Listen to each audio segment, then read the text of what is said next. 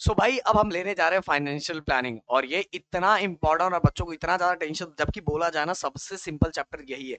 इसीलिए इस वीडियो को पूरा लास्ट तक देखना, अच्छे से देखना। जो जो चीजें इसके अंदर मैं बताऊंगा, अगर वो क्वेश्चन कवर कर लोगे तो कैसे भी टाइप के क्वेश्चन इससे रिलेटेड आ जाएगा, सब कुछ कवर कर लोगे।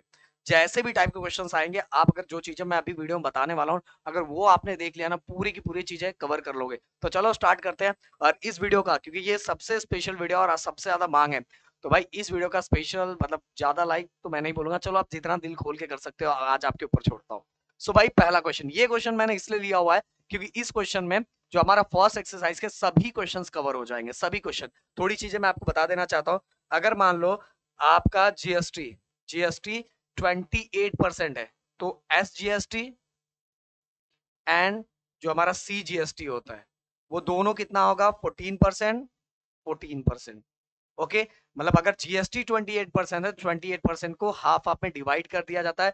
14% स्टेट गवर्नमेंट को दिया जाता है, 14% सेंट्रल गवर्नमेंट को दिया जाता है। ये आप दिमाग में रखना जो चीजें मैं बता रहा हूँ। तो चलो अभी आगे चलते, ये क्वेश्चन को देखते हैं। ध्यान से एकदम फोकस बना के रखना। Tiptop Electronics supply an AC of 1 5 ton to a company. Cost of the AC supplied is ₹51,200 with GST. मतलब इसके अंदर जीएसटी इंक्लूड है। मतलब जैसे मैं अगर प्रोडक्ट खरीदने जा रहा हूँ, एसी खरीदने जा रहा हूँ, तो मेरे को जीएसटी के साथ एक पैसा देना पड़ेगा विद जीएसटी। तो विद जीएसटी जो पैसा दे रहा हूँ वो है मेरा 51,200। Rate of CGST on AC is 14%। Rate of CGST, हाँ सीजीएसटी हाफ बताया था ना मैंने, half. Rate of CGST is 14%. Then find the following amount as shown in the tax invoice of Tip-Top Electronic. तो हमें ये टोटल जो 6 है वो हमें फाइंड करना है। अब देखो, पहला रेट ऑफ एचजीएसटी। अगर सीजीएसटी 14% है तो सिंपल सी बात है, एचजीएसटी भी कितना रहेगा? 14%। और जीएसटी कितना रहेगा? एचजीएसटी एंड सीजीएसटी को प्लस कर दोगे तो बन जाएगा हमारा जीएसटी। ओके, चलो इसको करके दिखाते हैं। तो भाई एक एक करके, सबसे पहले जो हमें गिवन दिया वो गिवन हम लोग लिख लेते हैं। कलर मैं इस पे ले लेता हूँ, ये। Okay, total cost of AC कितना है? टोटल कॉस्ट विथ विथ अपना जीएसटी के साथ ₹51,200 हो गया। देन रेट ऑफ सीजीएसटी कितना है मेरे दोस्त? Rate of CGST 14%। यहाँ लाइट चमक रहा है इसलिए दिखाई नहीं दे रहा है। और इसके बाद हमें जो ये सब चीजें लाइन से निकालनी है, तो सबसे पहले हम फर्स्ट निकालेंगे जो है हमारा rate of HGST. Rate of HGST, तो मैं यहाँ, चलो चलो अब क्या लिखने की जरूरत है, तो पहला मैं लिख दिया, आप समझ लेना। रेट ऑफ एचजीएसटी, तो हम लिखते हैं सबसे पहले हमें गिवन क्या है? Rate of CGST equal 14%। Okay, rate of CGST कितना? 14%। But rate of SGST equal rate of CGST. Okay, so भाई रेट ऑफ एचजीएसटी हमें फाइंड करना है, और वो किसके इक्वल होता है?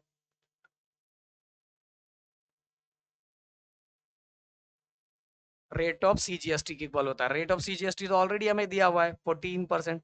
तो पहले क्वेश्चन का आंसर मिल गया। पहले क्वेश्चन का तो आप देख के भी आंसर बता सकते हो, जितना सीजीएसटी होता है उतना ही एचजीएसटी होता है, और दोनों को ऐड कर दोगे तो जीएसटी मिल जाएगा। तो अब दूसरा क्वेश्चन हम करते हैं। दूसरा क्वेश्चन हम, अब हमें फाइंड करना है रेट ऑफ जीएसटी किसका? दो का सम होता है। रेट ऑफ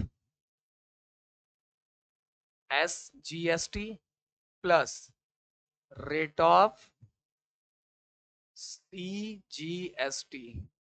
ओके, तो रेट ऑफ एसजीएसटी 14% है, और ये भी 14% है। दोनों मिला के कितना हो गया? 28%। ओके, तो भाई ये अपने को मिल गया रेट ऑफ जीएसटी। तो दोनों हमें मिल गया। ये हम यहाँ लिख देते हैं सेकंड, क्योंकि ये सेकंड का आंसर है। अब भाई आगे चलते, दो मिल गया। अब ये टैक्सेबल वैल्यू ऑफ एसी, ऐसे बहुत सारे क्वेश्चन आते हैं। Taxable value of AC, taxable value मतलब क्या होता है? जीएसटी को निकाल दो, जीएसटी को निकाल दो। मान लो मेरा, मैं कोई XYZ कोई भी चीज खरीद रहा हूँ, जो टोटल मुझे दुकान से 10 रुपए में मिल रहा है। कितने मिल रहा है? 10 रुपए में। बट इस 10 रुपए के अंदर 2 रुपए मुझे टैक्स लग रहा है, तो जो टैक्सेबल अमाउंट होगा वो 8 रुपए होगा। ये समझ लो, बहुत सारे बच्चों को कंफ्यूजिंग है। और प्लीज कमेंट करके बताना कि सच में सर आज से पहले मुझे टैक्सेबल वैल्यू पता ही नहीं था। क्या टैक्सेबल वैल्यू? क्या टैक्सेबल वैल्यू मतलब जिसपे हमें टैक्स पड़ता है। तो टोटल 10 रुपए विद जीएसटी के साथ, तो 8 रुपए जो मेरा टैक्सेबल वैल्यू है, और ये 2 रुपए हमारा क्या है? जीएसटी है। तो चलो आगे, ये हो गया। अब थोड़ा मैं इसको ऊपर ले लूं।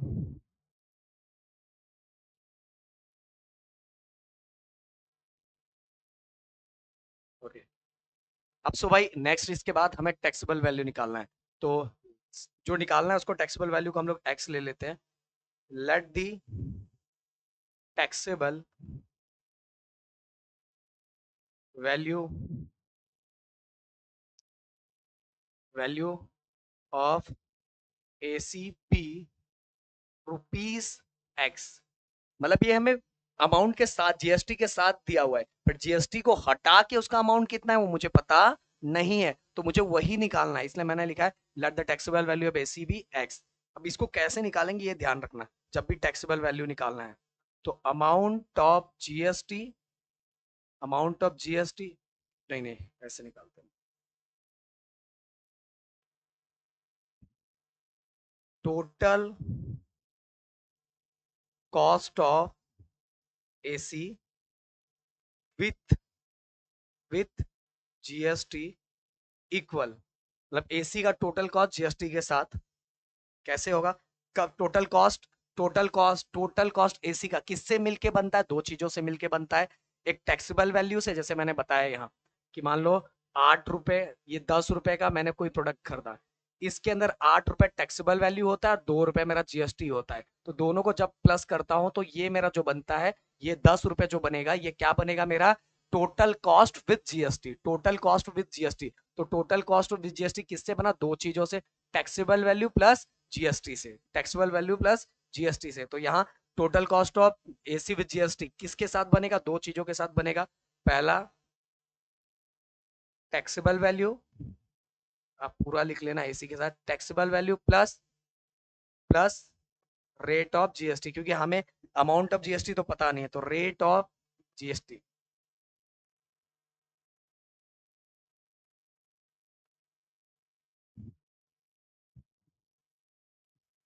Rate of GST. ध्यान से एकदम फोकस लगा लो। अब टैक्सेबल वैल्यू भाई, amount of total cost of AC with GST कितना है? अभी हम सभी को पता है 51,200। एंड टैक्सेबल वैल्यू कितना है नहीं पता, हमने उसको एक्स लिया हुआ है प्लस।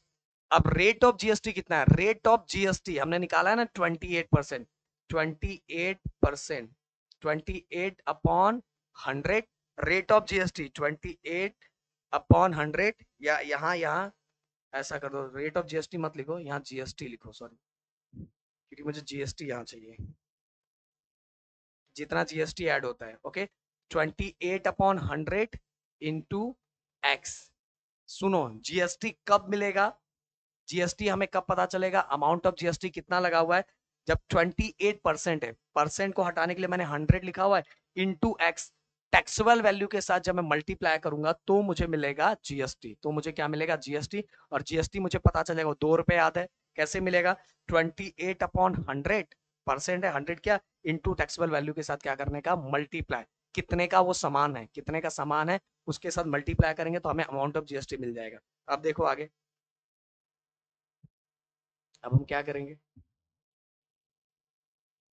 सिंपल सा आगे,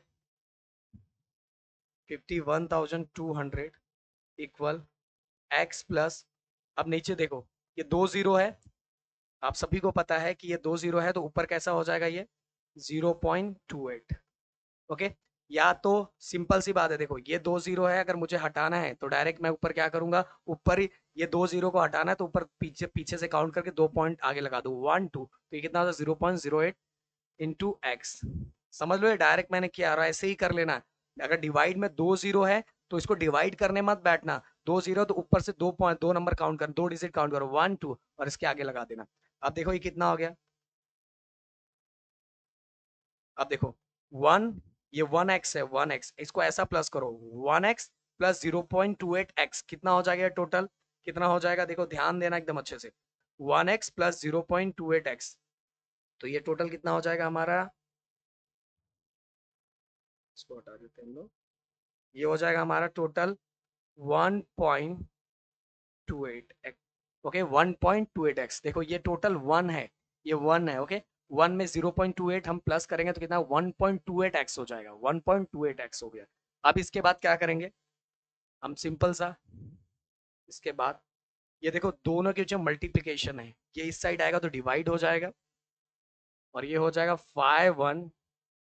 51200 अपॉन 1.28 इक्वल टू x। अब देखो पॉइंट के बाद कितना नंबर है, 2 नंबर है, तो अगर इस पॉइंट के बाद, पॉइंट को मुझे हटाना है, ध्यान दो, पॉइंट को अगर मुझे हटाना है तो पॉइंट के बाद 2 डिजिट है, इसलिए ऊपर और नीचे 100 से मल्टीप्लाई करने का, जब मैं ऊपर 100 से मल्टीप्लाई करूंगा तो 2 जीरो ऊपर आ जाएगा, और नीचे 100 से मल्टीप्लाई करूंगा तो ये जो पॉइंट 2 नंबर के बाद है ये हट जाएगा। याद रखा मैंने क्या किया, मैंने ये किया कि ये पॉइंट के बाद 2 नंबर है, पॉइंट के बाद 2 नंबर है, इस पॉइंट को मुझे हटाना है, पॉइंट के बाद 2 डिजिट है, इसलिए मैंने ऊपर और नीचे कितने से मल्टीप्लाई किया, 100 से, इक्वल टू x। अब अगर हम मल्टीप्लाई करते हैं,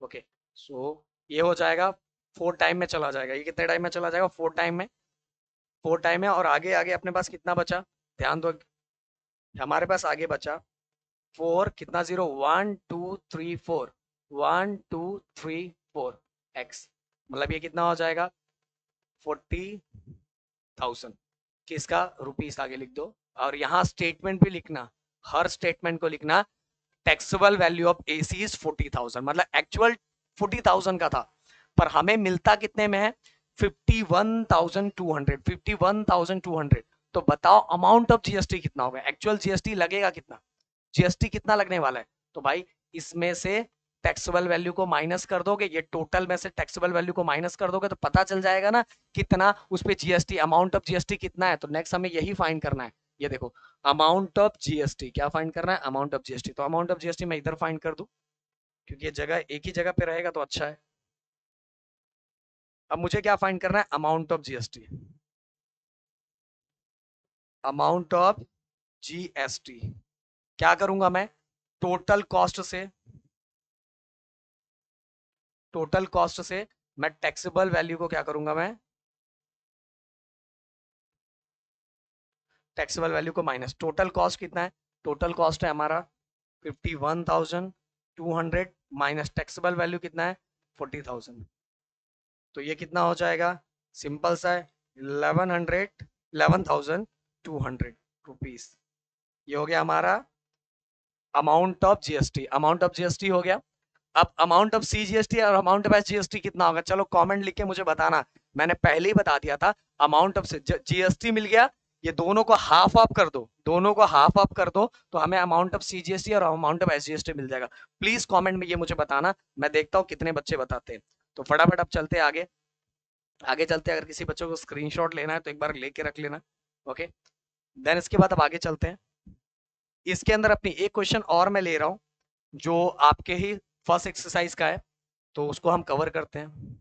इसके अंदर क्या लिखा हुआ है, the total value with GST, total value GST के साथ of a remote control toy car is rupees 1,770, okay, total cost मतलब जीएसटी के साथ, rate of GST is 18%, rate of GST कितना है 18% on a toy, find the taxable value CGST and SGST for this toy car, हमें क्या find करना है, taxable value find करना है, क्या फाइंड करना है, टैक्सेबल वैल्यू। सो अब देखो यहाँ एक एक चीज एकदम ध्यान रखो, the total value of remote control toy car is 1,770, इसके अंदर हमें ये टोटल वैल्यू दिया है, तो टोटल वैल्यू हम लिख देते हैं, total value of toy with GST, उसको लिखना कितना है 1,770, ओके रुपीस आगे, देन इसके बाद rate of GST, rate of GST कितना हमारा 18%, कितना 18%। अब गाइस हम क्या निकालेंगे, रेट ऑफ जीएसटी 18% है, रेट ऑफ जीएसटी 18%, पर 18% मतलब कितना वो जीएसटी दे रहा है मुझे पता नहीं है, कितना वो जीएसटी दे रहा है मुझे बिल्कुल पता नहीं है। तो सबसे पहले मैं अमाउंट निकालूंगा, कितना अमाउंट, वो अमाउंट कितना वो निकालूंगा। तो अमाउंट सबसे पहले हम निकालते हैं, अमाउंट ऑफ जीएसटी। कैसे निकलेगा अमाउंट ऑफ जीएसटी, ओके, कितना परसेंट टैक्स पड़ रहा है, देखो 18% of taxable value, 18% of taxable value. और अमाउंट ऑफ जीएसटी तो मुझे पता नहीं है, तो मैं यहाँ amount of GST, GST let the GST be rupees x, amount of GST, मैंने जीएसटी को कितना ले लिया एक्स, तो अमाउंट ऑफ जीएसटी मुझे यहाँ नहीं पता है तो मैंने इसको एक्स ले लिया। 18% है, 18 अपॉन कितना हो जाएगा 100। अब टैक्सेबल वैल्यू कैसे निकलेगा भाई, टैक्सेबल वैल्यू मैंने आप सभी को बताया था कि आप सभी को टोटल, टोटल हमारा जो टॉय कार है टोटल कितने का है, 1770 का है, ओके, ध्यान देना अच्छे से, 1770 का है। जब इसके अंदर में से हम अमाउंट ऑफ जीएसटी को माइनस कर देंगे तो हमें मिलेगा टैक्सेबल वैल्यू। जैसे मैंने अभी बताया था कि टोटल मेरा जो एक्स वाई जेड जो भी सामान है वो कितने का है, 10 रुपए का, कितने का, 10 रुपए का। मुझे पता है जब मुझे जीएसटी 2 रुपए लगा है तो 2 मैं माइनस कर दूंगा तो ये जो बचेगा ये मेरा क्या होगा, टैक्सेबल वैल्यू। तो उसी तरह से टोटल अमाउंट में से, टोटल अमाउंट विद जीएसटी के साथ टोटल में, देखो यहाँ के लिखा 18% ऑफ टैक्सेबल वैल्यू, तो टोटल अमाउंट में से जब मैंने किसको माइनस किया, अमाउंट ऑफ जीएसटी को माइनस किया, तो मुझे क्या मिलेगा, अमाउंट ऑफ जीएसटी को माइनस किया तो मुझे मिलेगा टैक्सेबल वैल्यू। अब इसको सॉल्व करना है, 18/100, एकदम सिंपल तरीके से करते हैं, चलो 100 को यहाँ मल्टीप्लाई करो तो ये हो जाएगा 100x, और 18 को आप ये मल्टीप्लाई अंदर ब्रैकेट ओपन करेंगे, 18 इंटू 1770 माइनस 18x। आप x को एक साथ ले लो, 100x ये इस साइड आएगा तो plus 18x equal 18 into 1770, okay. अब आगे, देन इसके बाद 100x प्लस 18x कितना हो जाएगा, 118x हो गया। अब यहाँ 18 इंटू 1770, अब दोनों को मल्टीप्लाई, दोनों के बीच में मल्टीप्लीकेशन है ना, इक्वल की साइड आएगा तो क्या हो जाएगा, डिवाइड हो जाएगा, क्या हो जाएगा, डिवाइड हो जाएगा, ये देखो डिवाइड हो गया। करना चुपचाप बस इसको इसके साथ डिवाइड करना, जो भी आंसर आएगा वहां इसको x की वैल्यू निकल जाएगी और x की वैल्यू में से 1770 क्या करना, माइनस कर देना, और आप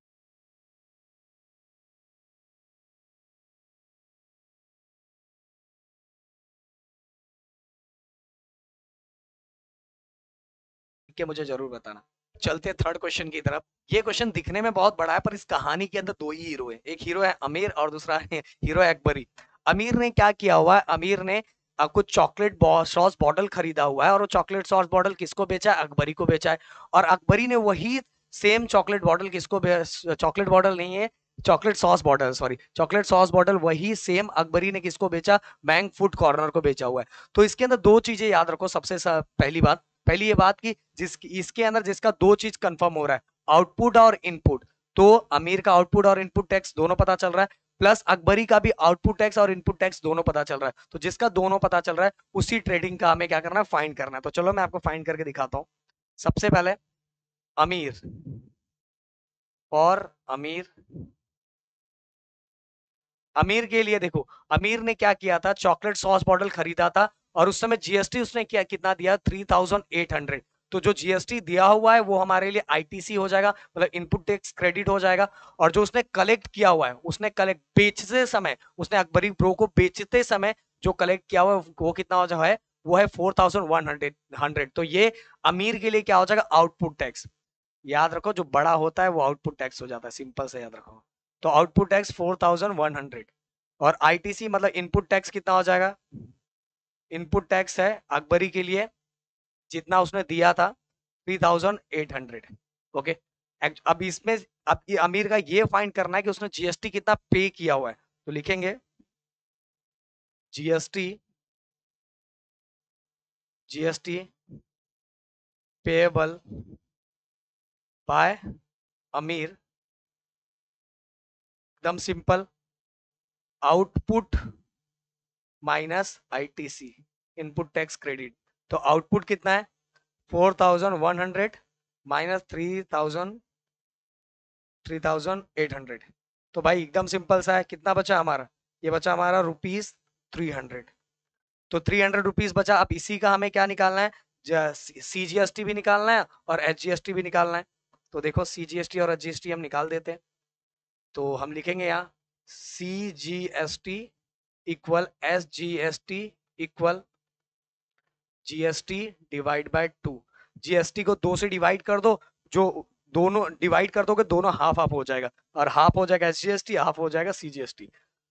तो जीएसटी कितना है 300, 300 डिवाइडेड बाय 2 कितना हो जाएगा 150। तो ये इसका एक फाइनल स्टेटमेंट लिख देना कि Amir Enterprises sorry as CGST and GST pay by Amir Enterprises ₹150, ये लिख देना। ओके, ये पहला ट्रेडिंग हो गया। अब दूसरा ट्रेडिंग हम देखते हैं, दूसरा वाला, इसको मैं रफ कर देता हूँ यहाँ वाला कि मुझे यही लिखना है।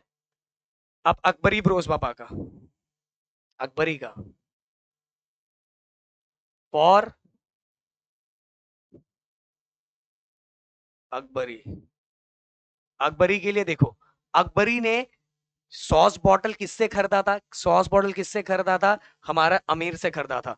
तो खरीदने के टाइम देखो इसमें जो अकबरी जो अमीर ने दिया था, देने के टाइम जो टैक्स लिया था वो अमीर का आउटपुट था, अमीर का क्या था आउटपुट था, पर अकबरी का क्या है वो इनपुट है, अकबरी का क्या है इनपुट।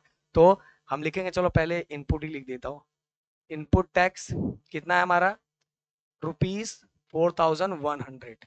और जब उसी अकबरी ने मैंग फूड कॉर्नर को बेचा, बेचने के टाइम उसने जीएसटी कितना लिया था, उसने जीएसटी लिया है 4500। तो ये आउटपुट टैक्स हो गया। याद रखो जो बड़ा होता है वो आउटपुट टैक्स हो जाता है, सिंपल। अब मिल गया दोनों। ओके, जब अकबरी ने अमीर से खरीदा था तो उस समय कितना दिया था 4100। तो ये वाला जो अमाउंट होता है वो हमारे अमीर के लिए आउटपुट हो जाएगा, बट अकबरी के लिए क्या हो जाएगा इनपुट हो जाएगा। तो अकबरी के लिए इनपुट हो गया, और जब अकबरी ने किसी और को बेचा उस समय जितना जीएसटी लिया था वो हो जाएगा आउटपुट। ओके, तो ये हो गया। अब लिखेंगे GST payable, GST payable output tax minus ITC, बताओ कितना हो जाएगा 4500 माइनस 4100 कितना हुआ 400। बस अब क्या करो 400 को 2 से डिवाइड कर दो, जैसा मैंने बताया डिवाइड कर दोगे तो इसका भी अकबरी ब्रोस भी सीजीएसटी और एचजीएसटी कितना पे करेगा 200 एंड 200, तो इसका भी निकाल लेना है। तो ओके, चलो आगे। अब भाई ये याद रखो, ये बहुत अच्छी तरीके से याद रखो, जब market price equal to face value, okay, market value equal to face value, market value equal to face value, मतलब जितना शेयर का प्राइस था मार्केट में भी उतना ही प्राइस है, उतना ही प्राइस है, तो शेयर इज एट पर होता है, जितने का है उतने का ही मिल रहा है, जितना प्राइस था उतना में ही मिल रहा है, तो उसको कहते हैं शेयर इज एट पर। अब इसका बाद अगर हम बोलेंगे फेस वैल्यू, फेस वैल्यू से याद रखो, फेस वैल्यू से मार्केट वैल्यू ज्यादा है, मतलब जितने का शेयर था उससे ज्यादा मार्केट में बिक रहा है, तो शेयर इज एट प्रीमियम हो जाएगा, बहुत भारी वाला शेयर है, शेयर इज एट प्रीमियम। अब तीसरा कंडीशन ले लेते हैं हम, किस्मत खराब वाली। अब मान लो जो शेयर है जो फेस वैल्यू के कंपैरिजन में मार्केट में जितना फेस वैल्यू उससे मार्केट वैल्यू में कम का मिल रहा है, कम का मिल रहा है, मतलब फेस वैल्यू ज्यादा पर मार्केट में कम का मिल रहा है, कम का मिल रहा है, तो शेयर इज एट डिस्काउंट हो जाएगा, शेयर इज एट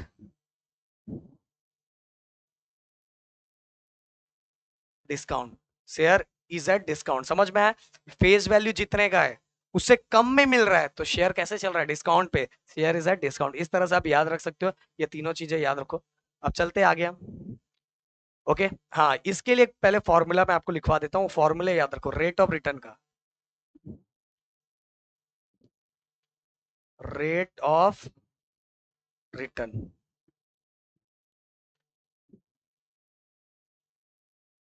ये फॉर्मूला आपको अगर याद होगा तो सब काम हो जाएगा।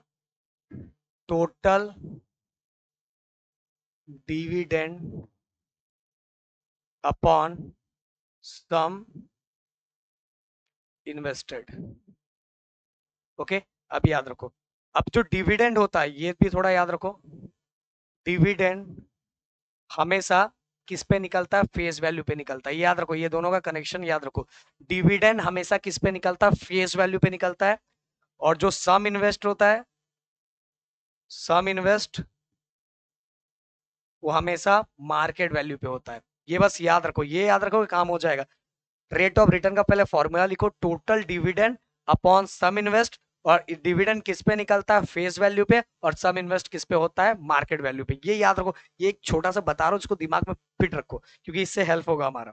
अब देखो, Mister Amol purchase 50 share. Mister Amol ने कितना शेयर परचेज किया? 50 शेयर। ऑफ फेस वैल्यू, उसका फेस वैल्यू कितना है? 100 rupees. When the market value of share was 80 rupees, market value कम हो गया है। अब ये क्या है? शेयर इज एट डिस्काउंट है। समझ में आया? अगर कभी कभी ऐसा क्वेश्चन भी आता है कि बताओ कौन सा कंडीशन, कंपैरिजन बताना है। Company had given 20% dividend, company ने 20% डिविडेंड दिया हुआ है। Find the rate of return. हमें क्या फाइंड करना? Rate of return. पहले सबसे पहले जो जो गिवन दिया हुआ, और ये याद रखो कि डिविडेंड किस पे निकालते हैं? फेस वैल्यू पे। ये चीजें याद रखो, फिर इसके बाद हम एक एक करके फाइंड कर लेते हैं। कितना टाइम हो रहा है अभी? चलो, तो सबसे पहले गिवन हमें क्या क्या दिया हुआ है? टोटल शेयर,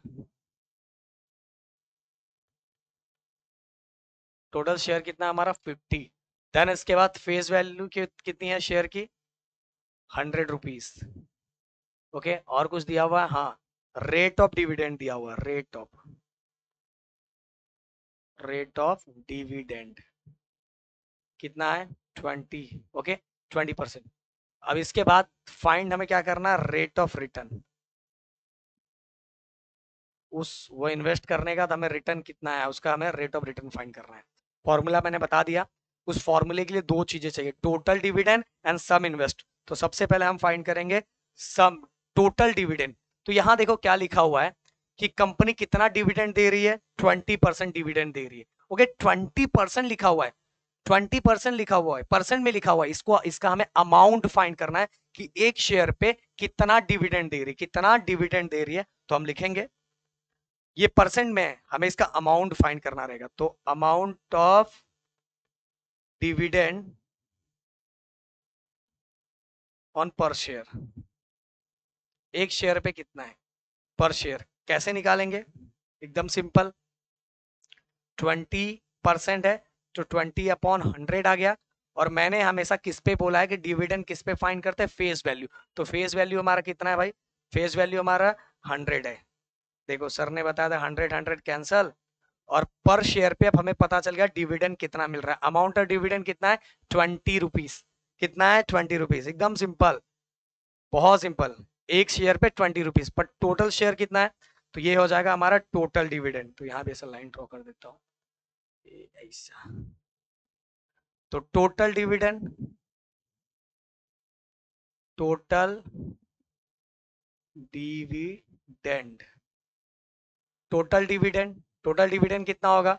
देखो, 20 इंटू कितना शेयर, शेयर कितना है? 50 ना, 50 शेयर। तो टोटल डिविडेंड कितना हो गया? 5 2 10, 1000 रुपीज। तो ऊपर वाला हमें मिल गया। देखो ऐसे ही किया था ना, amount of dividend per share, तो परसेंट था जो 20/100 किया। और किस पे फाइंड करते हैं? मैंने बताया था फेस वैल्यू, फेस वैल्यू है 100, तो 100 100 कैंसिल हो गए। एक पे, एक शेयर पे कितना डिविडेंड मिल रहा है? 20 रुपीज मिल रहा है। तो टोटल डिविडेंड कितना हो गया? 100। तो ऊपर वाला मिल गया। अब सम इन्वेस्टमेंट फाइंड करते हैं। ये तो बहुत सिंपल है। सम इन्वेस्ट कैसे होता है? मैंने बताया था, प्रदीप सर ने बताया था, मार्केट वैल्यू पे। तो number of share, number of shares into market value. Number of share कितना है? नंबर ऑफ शेयर है हमारा 50, और मार्केट वैल्यू कितना है? मार्केट वैल्यू दिया है, मार्केट वैल्यू 80 है, ये मैंने नहीं लिखा है। मार्केट वैल्यू ये भी लिख देना, मार्केट वैल्यू ₹80। तो मार्केट वैल्यू कितना है? 80। ये हो गया 0 0, 8 5 जा 40 हो गया। सम इन्वेस्ट कितना इन्वेस्ट किया था उसने, 4000 रुपीज इन्वेस्ट किया था। देखो ये जो फॉर्मूला है ना, ये sum invest number of shares into market value, ये हमें नंबर ऑफ शेयर फाइंड करने के लिए भी कभी कभी एग्जाम में आता है। बस सम इन्वेस्ट को मार्केट वैल्यू से डिवाइड कर दोगे तो नंबर ऑफ शेयर भी मिल जाएगा। ये भी आगे क्वेश्चन करने वाले। अब चलो इसको रफ करते हैं। यहाँ हम लिखते हैं टोटल डिविडेंड कितना है 1000। इसके बाद सम इन्वेस्ट कितना है 4000, ये 30 अरे सॉरी सॉरी इनटू 100 भी है, मैं यहाँ इनटू 100 लिखना भूल गया। ओके, रेट ऑफ रिटर्न निकालना ना परसेंट में, इनटू 100 लिखना भूलना मत, इनटू 100। तो ये हो गया 100/4, तो ये हमारा कितना हो गया 25%।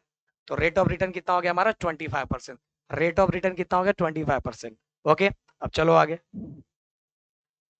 Then Shrimati Desh Pandey purchase share of face value ₹5 at a premium of ₹20. How many shares will she get for ₹20,000? Okay, 20,000 में उसको कितना शेयर मिलेगा। अभी शेयर से रिलेटेड एक फॉर्मूला हमने देखा था, ये वाला सम इन्वेस्ट, देखा था कि नहीं, क्या फॉर्मूला था, नंबर ऑफ शेयर्स, ओके,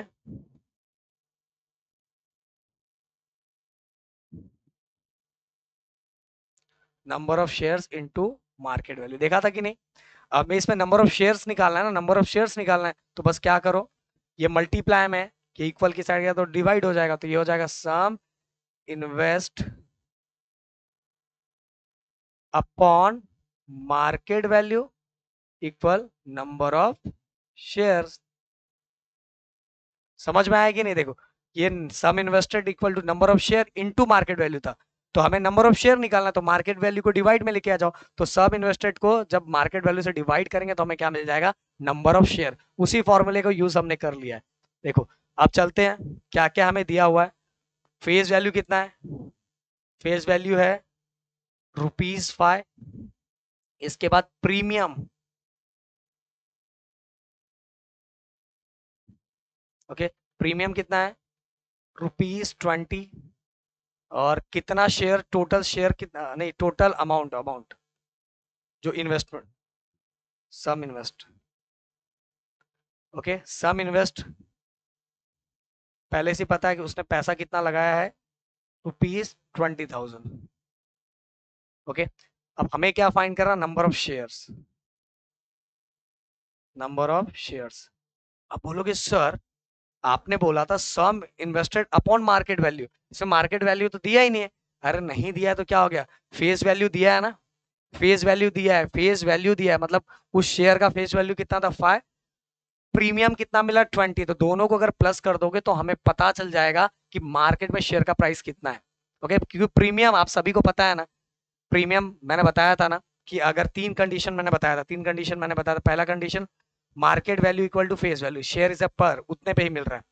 अगर मार्केट वैल्यू क्या है, ज्यादा है फेस वैल्यू से, फेस वैल्यू से ज्यादा है, तो समझ लो शेयर इज एट प्रीमियम है, शेयर इज एट प्रीमियम। तो यहाँ भी शेयर प्रीमियम पे, फेस वैल्यू पाए, फेस वैल्यू 5 है पर प्रीमियम कितना है 20, तो 20 प्लस 5 कितना हो जाएगा 25, तो मार्केट वैल्यू कितना हो जाएगा 25, कितना हो जाएगा मार्केट वैल्यू 25। तो हम यहाँ लिख देंगे market value equal face value plus premium, क्योंकि शेयर इज एट प्रीमियम है ना, तो प्लस हो जाएगा, उसका प्राइस बढ़ गया है, तो हो जाएगा ₹25। तो ये हो गया हमारा मार्केट वैल्यू, हो गया, मार्केट वैल्यू मिल गया। अब भाई मुझे लगता है सब फाइंड कर सकते हो आराम से, अब फॉर्मूले में पुट के करके आराम से फाइंड कर सकते हो। ये देखो अब यहाँ मैं फॉर्मूला लिख देता हूँ फिर से वही वाला, अब मैंने जो फॉर्मूला बनाया वो वाला लिखूंगा। कौन सा फॉर्मूला हमने बनाया है, नंबर ऑफ शेयर्स इक्वल, क्या इक्वल है, सम इन्वेस्ट इनटू मार्केट वैल्यू। सम इन्वेस्ट कितना है, सम इन्वेस्ट कितना था हमने 20,000,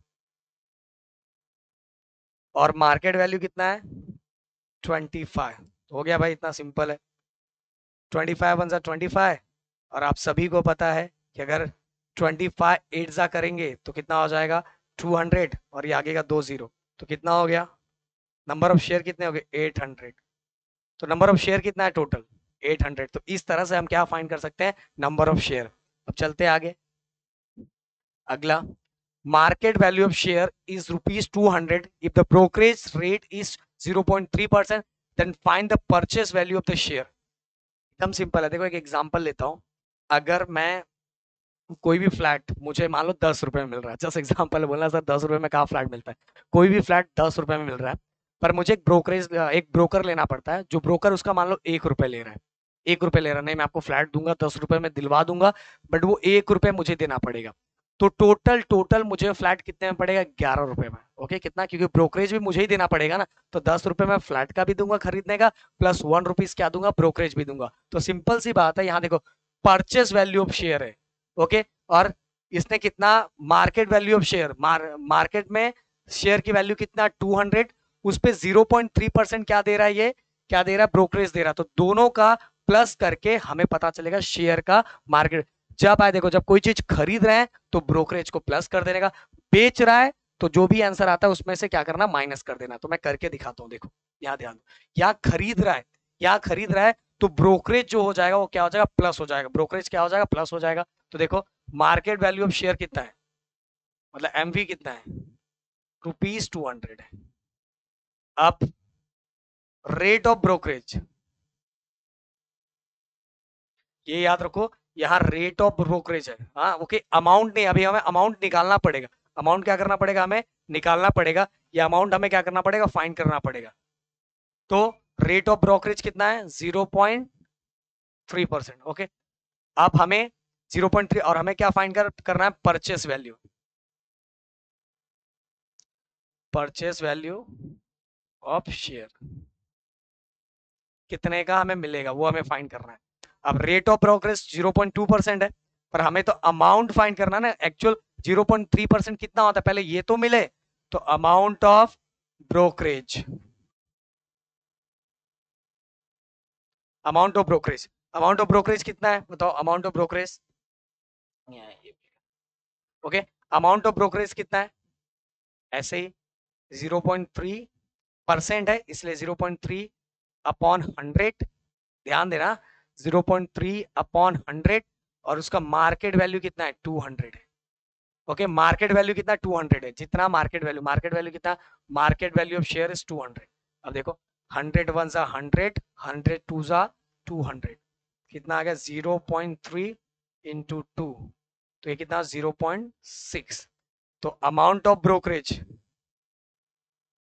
अमाउंट ऑफ ब्रोकरेज कितना हो गया ₹0.6। एक शेयर पे उसको कितना पैसा देना पड़ रहा है 0.6, कितना देना पड़ रहा है 0.6। अब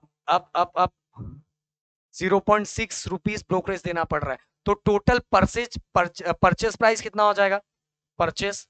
अब क्या करेंगे, इस शेयर में से 0.6 क्या करेंगे, प्लस कर देंगे। तो हम यहाँ लिखेंगे, purchase, purchase value of share equal, purchase value of share equal 0.6, ये हमारा क्या, amount of brokerage plus market value of share 200। तो कितने में मिलेगा 200.6 रुपीस में उसको एक शेयर मिलेगा। परचेस वैल्यू ऐड हो गया ना। अब ये मैं आपको दूंगा करने के लिए, इसके अंदर बस सेम पहले 0.1 का निकाल लेना, 0.1 अपॉन 100 इंटू मार्केट वैल्यू कितना 1000, इसका निकाल लोगे, अमाउंट निकाल लोगे कि ब्रोकरेज 0.1 मतलब कितना होता है, ये तो देख के भी पता चल रहा है। जितना भी होता है उसमें से, क्योंकि सेलिंग प्राइस निकालना है ना, okay, selling price of shares, तो जितना भी होगा उसमें से 1000 को क्या करना, माइनस कर देना। उसमें से 1000 को माइनस कर दो, आपको सेलिंग प्राइस मिल जाएगा। अब एक सबसे इंपॉर्टेंट चीज जो मुझे आपको बताना है, ये हमें कभी कभार ये हमें आ जाता है कि टैक्स इनवॉइस बनाने के लिए। देखो क्वेश्चन ऐसा ऐसा दिया हुआ है, इसके अंदर में सप्लायर का नाम लिखना पड़ेगा अपने से, जो अगर यहाँ लिखा हुआ है, अगर यहाँ लिखा हुआ है तो तुम्हें लिख देना है, अगर नहीं दिया हुआ है तो तुम्हें खुद से बनाना पड़ेगा। सप्लायर का पूरा नाम, फिर इसके बाद इस तरह से एड्रेस, फिर सभी चीजें, मोबाइल नंबर, ऐसे पूरा नहीं लिखना, एक्स एक्स एक्स एक्स करके लिखना, और बाकी नाम तो कुछ भी लिख सकते हो। देन इनवॉइस, ओके, अगर ऊपर दिया हुआ इनवॉइस तो लिखना है, नहीं तो अपने से ऐसा बना सकते हो, जीएसटी नंबर जो हमें दिया रहता है टोटल 16 डिजिट का कुछ भी नंबर बना लो, ओके, इस तरह से। फिर ये देखो, हमें हमें इसके अंदर क्या दिया हुआ, देखो क्या दिया हुआ है, किसका बनाना है, हाँ, मोबाइल बैटरी और हेडफोन, मोबाइल बैटरी और हेडफोन। तो इस तरह से serial number, H S N code I think यहाँ दिया होगा, दिया है, देखो एच एस एन कोड दिया है। तो सेकंड में हमारा एच एस एन कोड आएगा, फिर नेम ऑफ प्रोडक्ट आएगा, फिर वो कितने में मिल रहा है, देखो 200 एंड 750 हमने लिख दिया। क्वांटिटी कितनी कितनी है, एक ही एक क्वांटिटी है ना, यहाँ लिखो, देखो एक पीस लिखा हुआ है, तो वन पीस। अगर दो क्वांटिटी है तो यहाँ आपको टू पीस लिखना पड़ेगा। टैक्सेबल अमाउंट मतलब जिसपे हमें टैक्स पड़ने वाला है, जिसपे हमें टैक्स पड़ने वाला है, तो देखो यही टैक्सेबल अमाउंट है। अभी इसमें जीएसटी इंक्लूड नहीं है, तो यही टैक्सेबल अमाउंट 200 लिखा, 750 लिखा। देन इसके बाद CGST, rate and tax. Rate, सबसे पहले रेट लिखेंगे, देखो सीजीएसटी रेट यहाँ दिया होगा, देखो जीएसटी रेट दिया हुआ है, यहाँ जीएसटी दिमाग लगाना है आपको। Rate of GST on battery कितना है, 12%। तो हमें सीजीएसटी एंड एचजीएसटी अलग अलग करना है ना, तो रेट कितना हो जाएगा, ये 12 है जीएसटी, तो ये 6% हो जाएगा। कितना हो जाएगा, 6%। और दूसरा, हमें रेट ऑफ जीएसटी किसका, हेडफोन का, ना 18 दिया हुआ है, 18 दिया हुआ है, तो सीजीएसटी कितना हो जाएगा, 9%। देखो इसके सामने, हेडफोन के सामने रेट कितना, फिर इसका टैक्स हमें निकालना, कितना टैक्स पड़ेगा।